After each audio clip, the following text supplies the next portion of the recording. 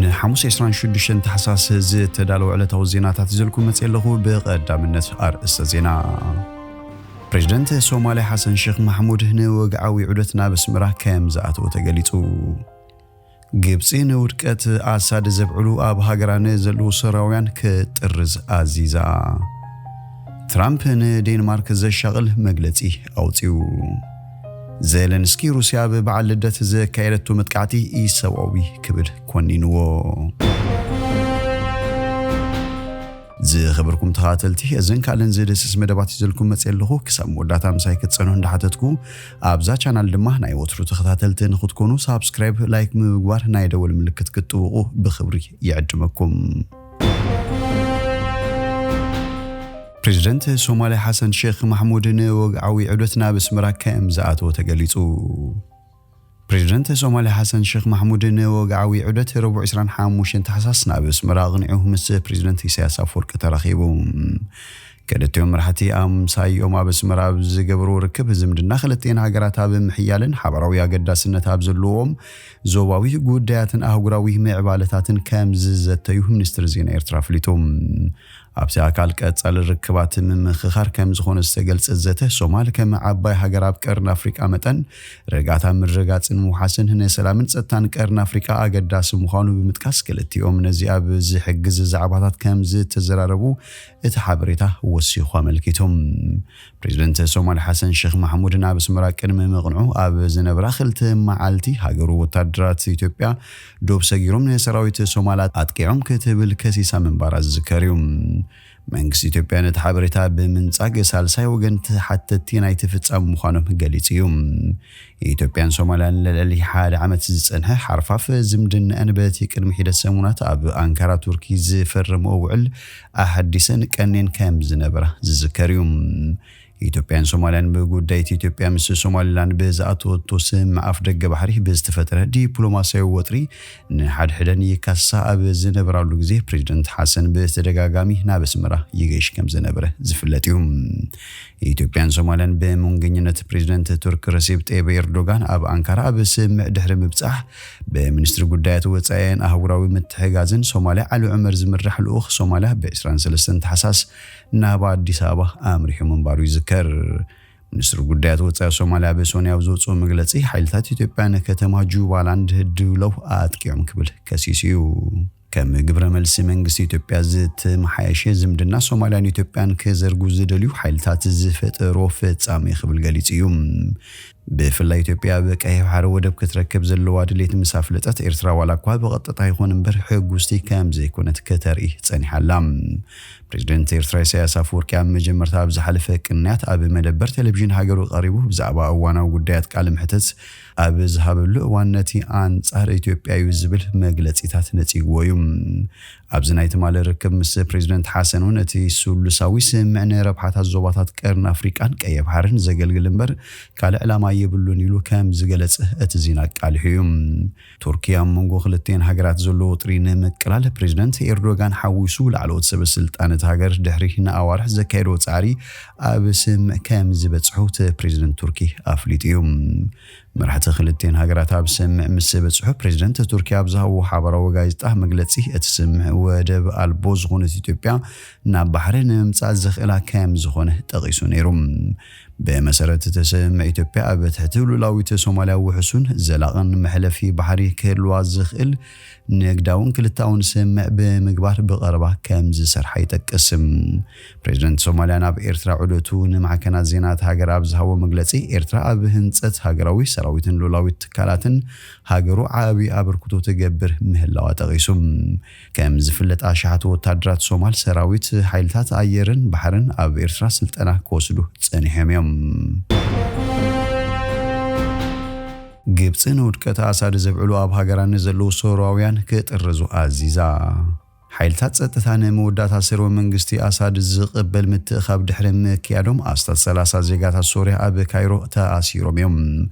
ግብጽ መጀመርታ ናይ ዝተኣሲሮም ዝርከቡ ድሕሪ ውድቀት ፕሬዝዳንት በሽር አልአሳድ ኣብ ካይሮ ኣብ ጉድናታት ኣብ ዝተኸይደ ጽምብል ተሳቲፎም ዝተኣሰሩ ሰለስተ ሶራውያን ናብ ሃገሮም ክጥርዙ ኣዚዛ ምህላዋ ሓደ ተጣባቂ መሰላት በሰንበት ኣፍሊጦም በመሰረት ተበግሶ ውልቃዊ መሰላት ግብጽ ኤፕር ሓይልታት ጸጥታ ግብጽ ኣብ ወርሒ ታሕሳስ ኣብ ምዕራብ ካይሮ ኣብ ትርከብ ከተማ ኣስታት 30 ሶራውያን ደቂ ተባዕትዮን ደቂ ኣንስትዮን ኣብ ትሕቲ ቀይዲ ከም ዝኣትዩ ገሊጾም በሰንበት ኤፕር ኣብ ዝሃቦ መግለጺ ሰለስተ ካብቶም ክሳብ ሕጂ በፖሊስ ግብጽ ተታሒዞም ዘሎ ሶራውያን ናይ ምስጓግ ሃዋህው ኣጋጢሞም ከም ዘሎ ገሊጾም እቲ ማእሰርቲ በ8 ታሕሳስ ከም ዝጀመረን ዓመስቲ ሶርያን ደማስቆ ከም ዝተቋጽሩ ድሕሪ መግላጾምን ነዊሕ ከይጸንሐን ኣሳድን ስድሩን ናብ ሩስያ ከም ዝሃደሙን ድሕሪ ምግላጹ ሲዕብዩ ሶራውያን ሓጎሶምን ንምግላጽ ኣብ ዝተኣኻኸበሉ እዚ ማእሰርቲ ዘጋጥም ዘሎም ኣብ ቅርዓት መስጊድ ሆሳሪ ዝተኸይደ ምትእኻብ ኣስታት 15 ደቂቃ ዝወሰደ ኮይኑ ፖሊስ ቅድሚ ምምጹ ተዛዚሙ እዩ ኤፐር ከም ዝብሎ ሽዱሽተ ናይ መንበር ፍቃድ ዘለዎም እስራት ንጽባሕቱ ፍትሑን ከለዎ ቶም ዝተረፉ እስራት ድማ ገዚያዊ ናይ ሓተት ዖባ ካርድ ዝሓዙ ኣብ ማእሰርቲ ከም ዘለዎ ጠቂሱ ትራምፕ ንዴንማርክ ዘሻቅል መግለጺ ኣውጽዩ ፕሬዝዳንት አሜሪካ ዶናልድ ትራምፕ ንመሬት አርክቴክት ንምዕዳግ ዝነበሩ ድሌት ድሕሪ ምድጋሙ መንግስቲ ዴንማርክ ድማ ከም ግብረ መልሲ ኣብ ውሽጢ ሰዓታት ንምክልኻል ግሪንላንድ ዝውዕል ዓቢ ባጀት ወሰኸም ዝገብረት ተገሊጾም ሚኒስትር ምክልኻል ዴንማርክ ትሮልስ ሉንድ ፖልሰን ነቲ ጥሙር እማመነ ምትግባር ብውሕዱ ድርብ ኣሃዝ ቢልዮን ገንዘብ ከም ዝተሰልዐ ገሊጾም እቲ ሚኒስትር ነቲ መግለጺ ዘውጻሉ ግዜ ዘይተጽበታዊት ኩነት ክብል ክገልጾን ከሎ ዶናልድ ትራምፕ ድማ ፍጹም ኣድላይ ብምባል አሜሪካ ንምውናነ ተዓባይ ደሴት ዘለዋ ድሌት ገሊጾም ግሪንላንድ ናይ ገዛ ርእሳ ምምሕዳር ዘለዋ ግዛት ዴንማርክ ኮይና ናይ አሜሪካ ንጥፈታት ህዋ ይካየደላ እዩ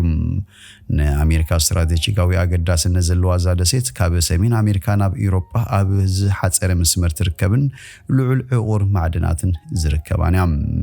ሚኒስተር ፖልሰን ተጥሙር እማመነ ምዕዳግ ክልተ ሓደስቲ ናይ ኮለላ መራኸብ ክልተ ሓደስቲ ናይ ነዊሕ ርሕቀት ዓቕሚ ዘለዎን ሰባልቦ ነፈርቲ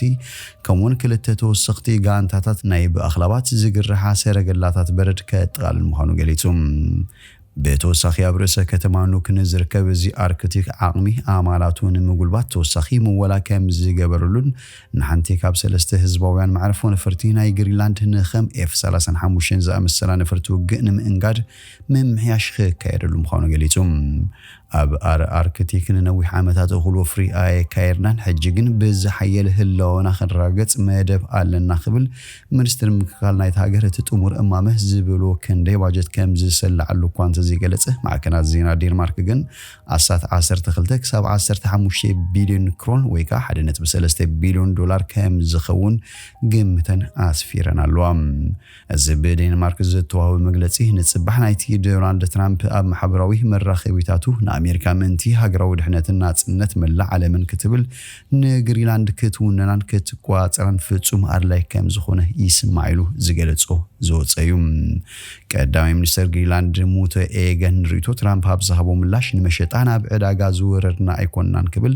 እንተኾነ ግሪንላንዳውያን ምስ ጎረባብቶም ንምትሕባርን ንግድን ክፉታት ኮይኖም ክቕጽሉ ምዃኖም ገሊጾም ተንተንቲ ግና እቲ ጥሙር እማመ ካብ ነዊሕ እዋናት ሒዙ ኣብ ምሚጥ ከም ዝጸንሐን ከም ቀጥታዊ ግብረ መልሲ ትራምፕ ገይሩ ክርአ ከም ዘይብሉን ይገልጹም ዴንማርክ ኣብ ግሪንላንድ ወታደራዊ ዓቕማ ንምዕባይ ኣዝያ ዘንጊዓ ከም ዝጸንሐት ይዛረቡ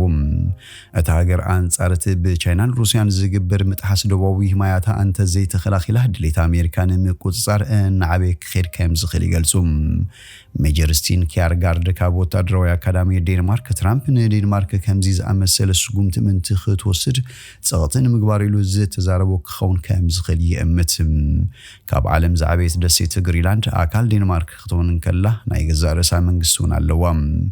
ምትእስሳርን ካብ ነዊሕ ዝጸንሐ ኮይኑ ኣብ 1953 ግሪንላንድ ካብ ግዛኣት ምዃን ሰጊራ ሙሉእ ብሙሉእ ኣካል ዴንማርክ ኮይና እያ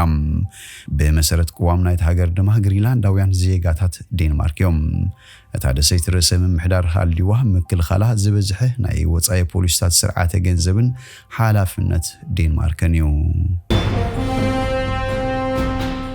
ፕሬዝዳንት ዘለንስኪ ሩስያ በዓል ልደት ዘካየደቶ መጥቃዕቲ ኢሰብኣዊ ክብል ኮኒንዎ بريزيدنت يوكرين فلاديمير زيلينسكي روسيا قرمي بعل لدتا بلعل تحت قرصي صعات هاجرو كون إله سفيح متقعتي كام زفتمت قليزم حيل أير يوكرين 284 ميسايلات سبالبون فرتن كام زلون حيالو كاباتهم كام زت هارمون قليزم ኣብቲ መጥቃዕቲ ዝተጎዱ ሰባት ከም ዘለዉ እኳ እንተገለጸ ቁጽሮም ግን ኣየነጸረን ሞስኮ ነቲ መጥቃዕቲ ኣረጋጊጻ ከም ዝተዓወተት ብወገና ገሊጻ ትርከብ እቲ መጥቃዕቲ ኣብ መላእት ሃገር ምቁራጽ ሓይሊ ኤሌክትሪክ ከስዕብ ከሎ ርእሰ ከተማ ኪየቭ ሓዊሱ ገለ ነበርቲ ኣብ መደብራት ባቡር ክዕቅቡ ተገዲዶም ኣለዉ ሰራዊት ሩስያ ሓይልታቱ ኣብ ልዕሊ ኣገደስቲ መመንጨዊ ሓይሊ ኤሌክትሪክ ዩክሬን ዓብዪ መጥቃዕቲ ከም ዘካየደ ገሊጹ ይርከብ ወሲኹ ድማ እቲ መጥቃዕቲ ዕውት ምንባሩን ኩሎም ዕላማታት ከም ዝተሃረሙን ኩላይ ጠቒሱ ይርከብ ኣብዚ ዓመት ኣብ ጽላት ሰዓት ዩክሬን መጥቃዕቲ ዝፈጽምሉ እዚ ንምበል 13 ግዜ ምዃኑ እቲ ዝዓበየ ናይ ብሕቲ ኩባንያ ሰዓት እቲ ሃገር ዴቲክ እንኩላይ ዝርከቦ እዩ ድሕሪ እቲ መጥቃዕቲ ፕሬዚደንት ኣሜሪካ ጆ ባይደን ዕላማ ናይዚ ጽዩፍ መጥቃዕቲ ኣብ እዋን ክረምቲ ንዩክሬናውያን ሙቐትን ሓይሊ ኤሌክትሪክን ንምቁራጽን ድሕነት ናይተን መመንጨዊ ሓይሊ ኤሌክትሪክ ኣብ ሓደጋ ንምእታውን ይኽብል ገሊጹም ድሕሪ ሂደት መዓልታት ብዶናልድ ትራምፕ ዝትካ ፕሬዚደንት ባይደን ንጸሓፊ ምክልኻሉ ናብ ዩክሬን ኣጽዋር ምብጻሕ ክቐጽል ሓቲቱሎም ፕሬዚደንት ዘለንስኪ ኣብ ዝሓለፈ ወርሒ መስከረም 80 ሚእታዊ ትሕተ ቅርጺ ጸዓት ዩክሬን ብቦምባታት ሩስያ ከም ዝዓነወ ገሊጹ ነይሮም ብዛዕባ እቲ ናይ ሮብዕ መጥቃዕቲ እንተኾይኑ ዘለንስኪ ኮኔልካ ከም ዝተፈጸመ ገሊጹሎም ንሱ ነቲ መጥቃዕቲ ሰብኣዊ ክብል ብምግላጽ እተን መመንጨዊ ሓይሊ ኤሌክትሪክ ኣብ ዝሓፀረ እዋን ናብ ስራሕ ንምምላስ ጻዕርታት ይግበር ከም ዘሎ ሓቢሩ ክፍኣት ሩስያ ንዩክሬን ኣይጥፍእን እዩ ንበዓል ልደት እውን ኣይጥፍእን እዩ ክብል ወሲኹ ገሊጹ ዝኸበርኩም ተኸታተልቲ ቤን ቲቪ ንሎሚ ዝብልናዮም መሰናዶና ኣብ ዝውዲና ኣለና ምሳና ስለ ጽናሕኩም ብልቢ ነመስግን በብዘለኹም ሰላም ተመነና